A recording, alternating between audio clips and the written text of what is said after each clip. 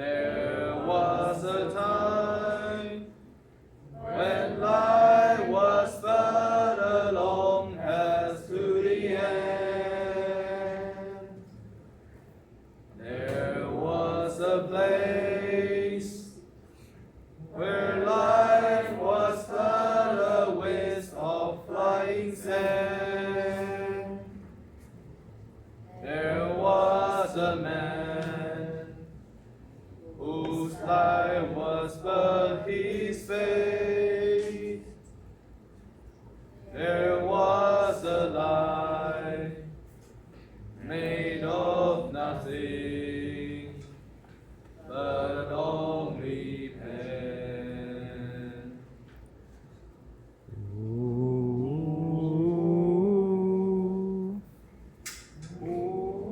I have my last word to say.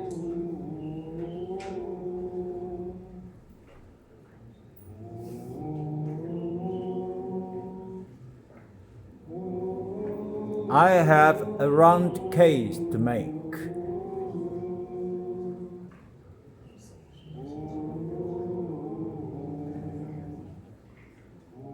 My father was a kind man.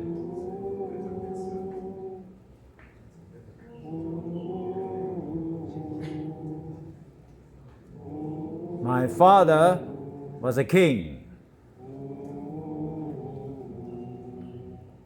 And he was wise. And he was well known worldwide.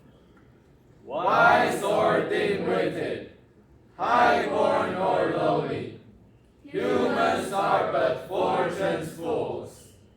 But his life was ever so miserable that it made his name a great tragedy, which I now dread to tell.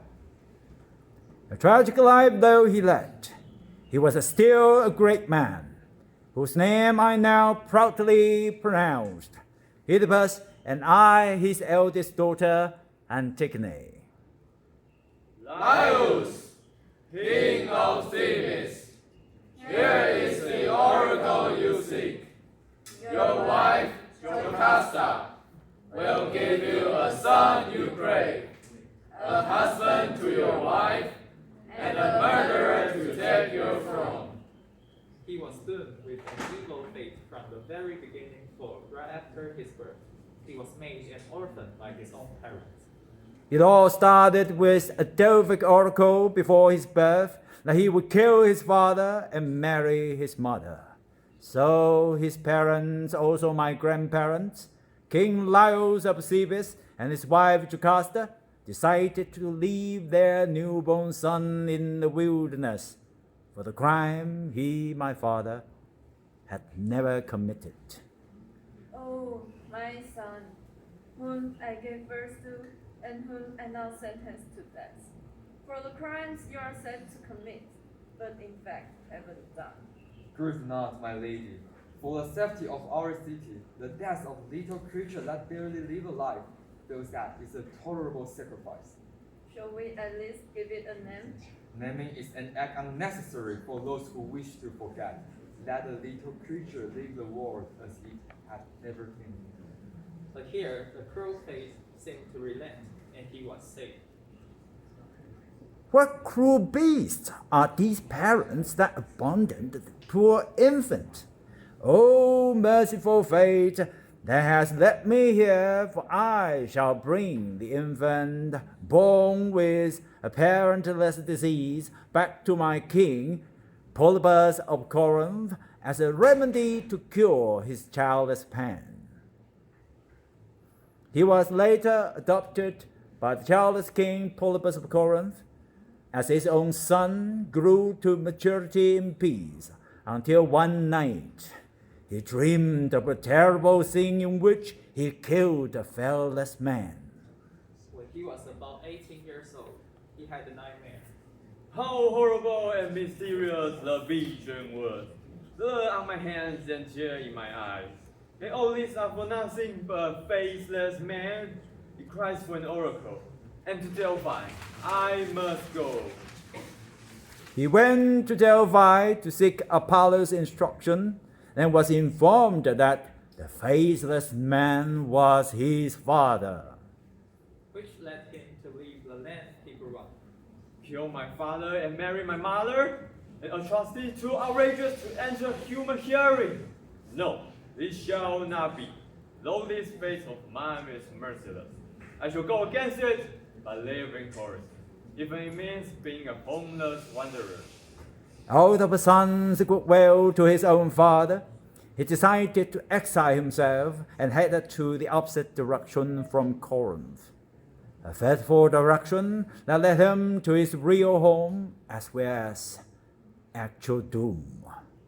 During his wandering, he accidentally killed 4 strangers, including an old man. On the way, due to an unnecessary quarrel, he killed an old man and 3 of his attendants, and the old man was Who happened to be his father. Oh, woe betide anyone who is too proud to see the truth. Laius, who was on his way to Delphi for another oracle to clarify who the faceless man that killed him in the dream, finally met his fated end. Neither the arrogant king nor the insolent wanderer would give way, and the latter did the former slay. Being so kind a man, my father couldn't live with such a guilty conscience. Therefore, he tried to find a way to make up for the stranger's life he took. After having borne the moral burden for several years, he finally came across a chance to abate it. He decided to deliver the people he didn't know by facing the man-devouring monster, the Sphinx, which he successfully did.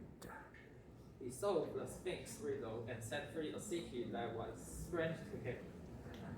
What creatures goes on 4 feet in the morning, on 2 at noonday, on 3 in the evening? Man, for he crawls on all 4s as a baby, then walks on 2 feet as a dog, and uses a stick in his old age. And the people made him king of the city by giving him the hand of their widowed queen. My father settled in the city, married a woman, and had 4 children. The city my father saved is Thebes. Now the abandoned child has found his way to the homeland he never knew and will unknowingly become his slave. He did for a time live in happiness and peace until 10 years later a plague broke out. O king, see with your own eyes. Our land is overwhelmed by the black waves of death. A plague so devastating as none ever saw has been torturing our motherland. Creon, my loyal brother-in-law, have you brought a post oracle from Delphi? I have, my king. The God of truth wants us to crack the case unsolved. The murderer who killed the former Theban king, Laius, must be found and punished. My late husband was killed on his way to Delphi, in a place where 3 roads meet. It's been 12 years since then, and the clues are hard to find now. I suggest that we call for the help of a holy seer, Tiresias, who, though blind, can see the truth behind the shrouding darkness. I was only 8 years old when Tiresias, the blind prophet, was led to the court.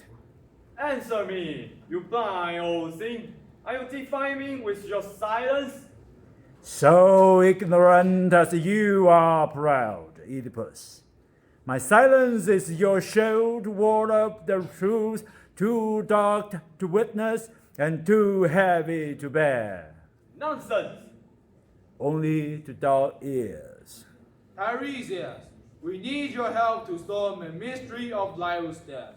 Just tell us the truth in plain words. The truth is plain as the person you see in front of you. The murderer is the one who wears the crown of the murdered.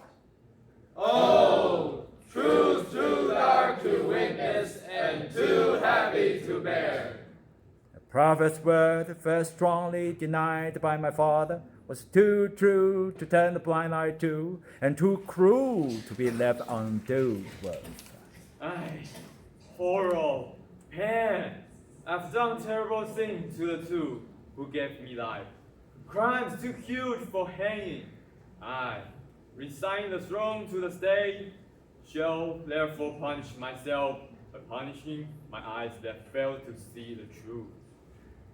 Oh, a horrible and yet a noble deed for such a kingly sinner.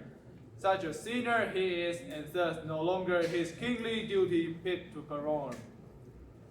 Pray on, be a regent to govern our land, and wait for Polynices, Oedipus' firstborn, to grow old enough for the throne.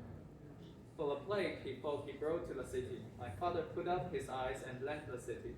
My elder sister went with him, for I wasn't brave enough to be homeless and take care of a blind wanderer. People of Thebes, 10 years ago, you gave me the power to rule this land as a regent. Now, I'm giving it back to the Thebes' rightful heir. However, as the new moon rises, the old moon must die.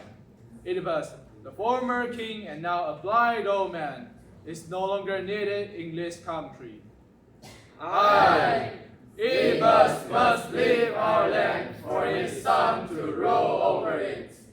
And the ungrateful people of Thebes he saved later drove him away after he nobly gave himself his due punishment by blinding himself and resigning his throne. And I was the only one of my father's 4 children to go along with him and guide him in his blindness. Unfortunately, another tragedy happened during my absence. Now that Oedipus has gone in exile, I shall hand over the throne to the due heir, Eteocles. What? I am the firstborn, and a year older than the person you just mentioned. The throne shall be handed over to me.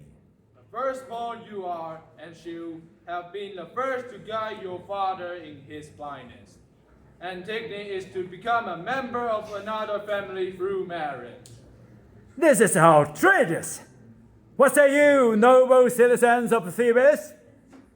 We say you shall perform your princely duty to care for your father, the former king, rather than to rule over his land. We are with Crayon. You ungrateful people of Thebes, my father should have let you die in the mouths of a man-devouring monster sphinx. And is it grateful, Polynices, my elder brother and the firstborn, to let your father die in wilderness? Treachery and traitors are you all. The crown of Thebes is mine alone. I shall take it back by force, foreign force, even at the cost of the city's destruction. After my father died in a foreign city 2 years later, my 2 brothers killed each other for the inheritance they both claimed. I buried one of them, but I couldn't do the same for the other, who, for certain thing he did, was regarded as a traitor of the city. Now, people of Thebes, rejoice! Victory! Victory! The war which was sparked by the rivalry between 2 brothers 3 years ago is now ended in a single battle by the death of the 2. Hail, Crayon! Hail, the new king of Thebes! And for the safety of our land, I shall make an example of Polynices, who, worst of all, betrayed his own fatherland. As a result, he is never to be given a proper burial, and his miserable soul shall wander homeless between life and death.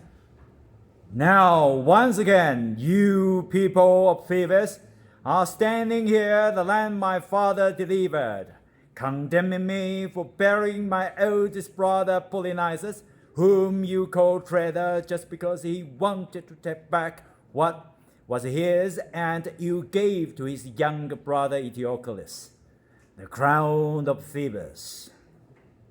And my sister, after burying my father, came back, and once again she was brave enough to defy the king's order and give our unburied brother a proper funeral.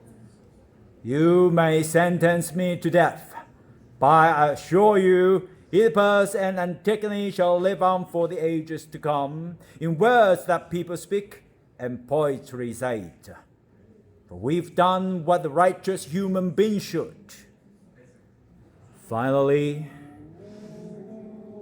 my dying wish is that you leave my younger sister Ishmael alone. The people of the city sentenced my sister to death. I buried her myself, and with her, my man. It's been 10 years since her death, and I am about to die endless and alone. This is the end of the blind old man. Though he's done all the best that he can, the story someday will be told again. Despite the fact it is